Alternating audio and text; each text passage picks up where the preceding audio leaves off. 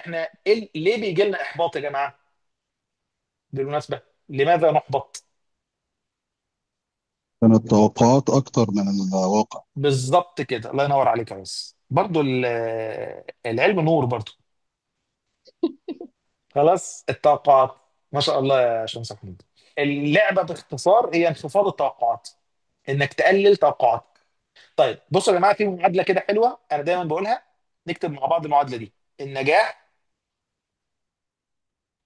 زائد السعاده تساوي الطموح زائد السعي زائد الرضا زائد التطوير. طيب بصوا يا جماعه، النجاح والسعاده، تمام. طيب ممكن في ناس تقول لي ايه، النجاح والسعاده تقريبا حاجه واحده، صح؟ بس احنا تعالى نتفق ان النجاح هو الانجازات الخارجيه، والسعاده هي الانجازات الايه؟ داخلية. الداخليه. يعني ايه الخارجيه والداخليه؟ الخارجيه مثلا انت معاك فلوس قد ايه، بتلبس ايه، معاك عربيه نوعها ايه، معاك موبايل شكله عامل ازاي، بيتك شكله، كلها حاجات ايه؟ خارجيه، الناس بتشوفها من بره. طب ايه الداخليه بقى؟ انت سعيد ولا مادية، لا؟ ممكن نقول لا، عليها مادية. الخارجيه ممكن تكون بقى ملموسة ماديه، يعني. ماليه. امم. ماليه ماديه، خلاص. السعاده بقى يعني انا راضي بحياتي ولا لا، اهل بيتي مبسوطين مني ولا لا، اصدقائي بيحبوني ولا لا، والدي والدتي حاجات الايه، السعاده الشخصيه الداخليه. خلاص. طيب عشان احقق الاثنين دول مع بعض يساوي الاربع حاجات اللي بره: الطموح والسعي والرضا والتطوير. تمام. طيب الطموح والسعي مرتبطين ببعض. طيب فهي الطموح من غير سعي ده اللي هو ايه؟ اللي هو القعده بتاعتنا دي، نقعد ونجيب الناس ونقعد نشرب مشاريب كتير ونقعد في القهوه ونحط افكار وبتاع وحاجات زي كده. نخلص القعده تاني يوم الصبح، حد فينا بدأ يشتغل يعني بدأ يسعى؟ لا، حطينا طموح بس. تمام كده. طيب النقطه الناحيه التانيه السعي. وده يا جماعه للاسف معظمنا 99% مننا بيسعى بدون طموح. يسعى بدون طموح، يعني هو مش حاطط هدف كبير يسعى ليه، لكن هو ايه؟ بيشتغل وخلاص، اللي بيبات فيه بيصبح فيه. فمعظمنا يسعى بدون طموح. طيب لو حطيت الطموح والسعي مع بعض، لو طمحت حطيت هدف كبير جدا وسعيت بكل قوتي ناحيته، ايه اللي يحصل؟ ان شاء الله ان شاء الله تحقق الايه؟ النجاح. وبالتالي النجاح الطموح هيخلي. هنا الطموح هنا بهدف يعني. اه، طموح بهدف، ما هو الطموح هو الهدف. اه. الطموح هو الهدف والسعي بيترجم الطموح. وبالتالي هيبقى في خطة عمل كاملة. بالظبط كده، فطموح وسعي. خطه العمل هي الطموح يا باشمهندس، السعي هو ان انا اخد الخطه دي وانزل ايه؟ انفذها. انفذها. خلاص. طيب فطموح وسعي يساوي ايه ان شاء الله؟ نجاح ان شاء الله. طيب والنجاح هيخليك ايه؟ سعيد. سعيد.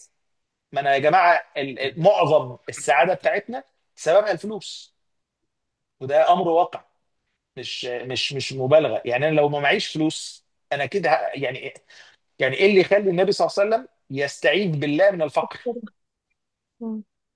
ليه بيستعيذ بالله من الفقر؟ لان الفقر يا جماعه بيضعف الانسان، بيقلل سعادته، بيقلل قوته. لكن طول ما انا معايا فلوس وغني وقوي، انا سعيد ومؤثر وناجح وكل حاجه. فالفلوس يا جماعه حلوه مش وحشه، كويس. لازم نحب الفلوس، لازم نحب النجاح، لازم نحب يبقى معانا حاجات حلوه. وان الله يحب ان يرى اثر نعمته على عبده. ربنا سبحانه وتعالى بيحب يشوف الناس معاها فلوس، ويحب يشوف الناس بتتحرك بالحاجه وبتشتري وتفسير من ضمن التفاسير: واما بنعمه ربك فحدث. طبعا التفسير الاشهر والاقوى هو ان النعمه هي الدين، لكن منها كمان ان انا اتحدث بالنعمه وان انا اظهر النعمه وان انا اتصدق واصرف واطلع. خلاص. طيب فطموح وسعي نجاح ان شاء الله. النجاح بيساوي ايه؟ سعاده. والسعاده طبعا بتديك الطاقه اكتر عشان ايه؟ تنجح. حلو الكلام. طبعا ده السيناريو الجميل الحلو. طب في الواقع بقى مش ده اللي بيحصل طول الوقت. فانت ممكن تطمح وتسعى، في الاخر ايه اللي يحصل؟ ما ما تنجحش. تتوفق. يفشل. تفشل. ما تنجحش. لازم حلو. لازم ترضى. الله ينور عليك. تروح رايح لمين بقى؟ تروح النتيجة. للرضا. طب احنا بنروح للرضا، الرضا طبعا. طيب اسالك سؤال بقى، الرضا عن نفسك ولا الرضا عن النتيجه؟ انا عن راضي عن نفس نفسي طالما انا بذلت الجهد، طالما انا عملت اللي عليا، الا اذا كنت قصرت. النتيجة. امم الرضا عن نفسي ولا الرضا عن النتيجه؟ عن نتيجة طيب السعي. بالظبط كده، الرضا عن النتيجه مش الرضا عن نفسي. حتى طبعا باشمهندس علي قال كلمه حلوه، قال لك اني لو انا قصرت ما ارضاش عن نفسي. طب انا عملت اللي عليا، ارضى عن نفسي؟ الاجابه اه. برضو لا. لا. بصوا يا جماعه، الرضا هنا نكتب مع بعض الحته دي، الرضا عن النتيجه. الرضا عن النتيجه.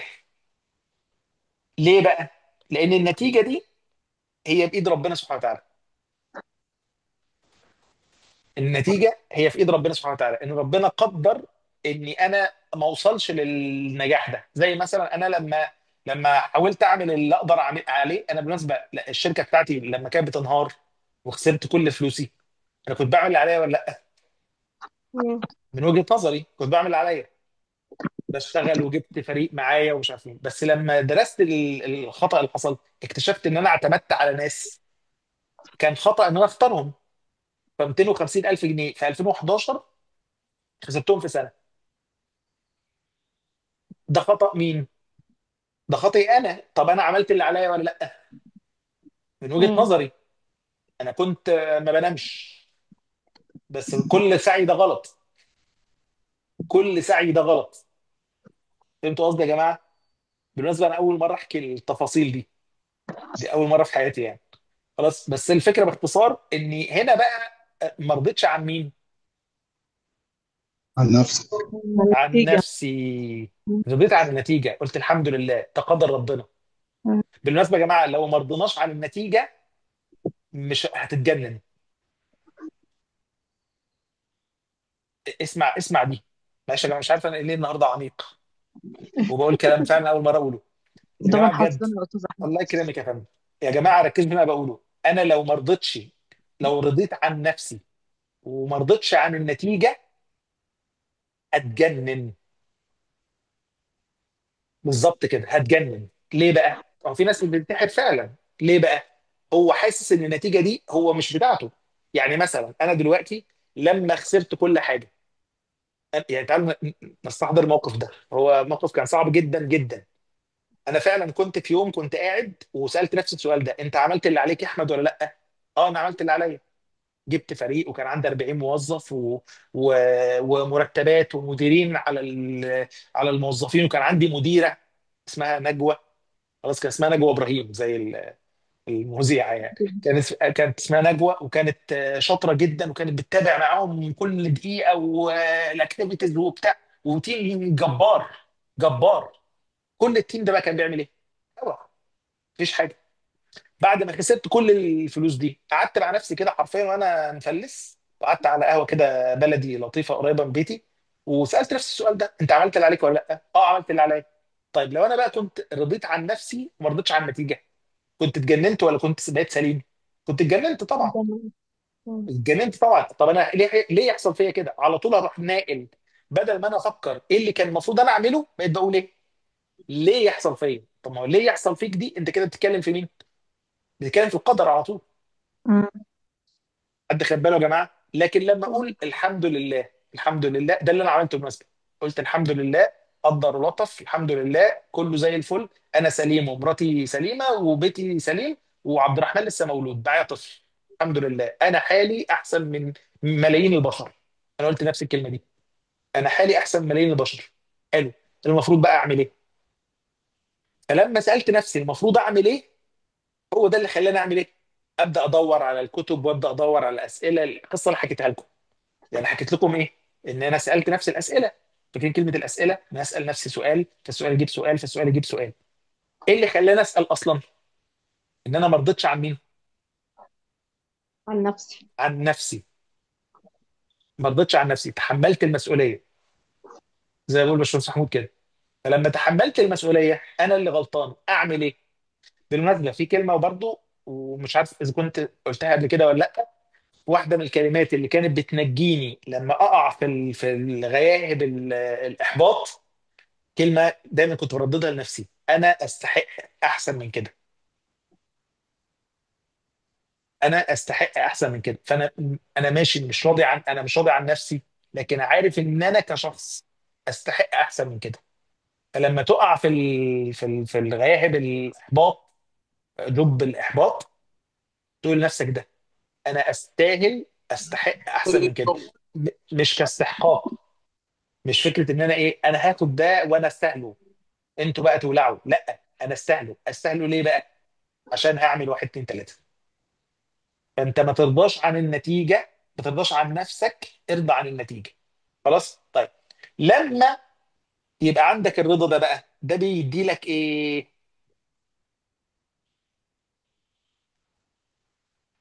السعاده. بيدي لك السعاده، بيدي لك شعور بانك الحمد لله كويس، الحمد لله احسن، قدر الله ما شاء فعل. فده بيخليك ايه؟ سعيد. السعاده دي بقى، وهي دي بقى اهم نقطه في الموضوع، هي اللي بتديك ايه؟ تتطور.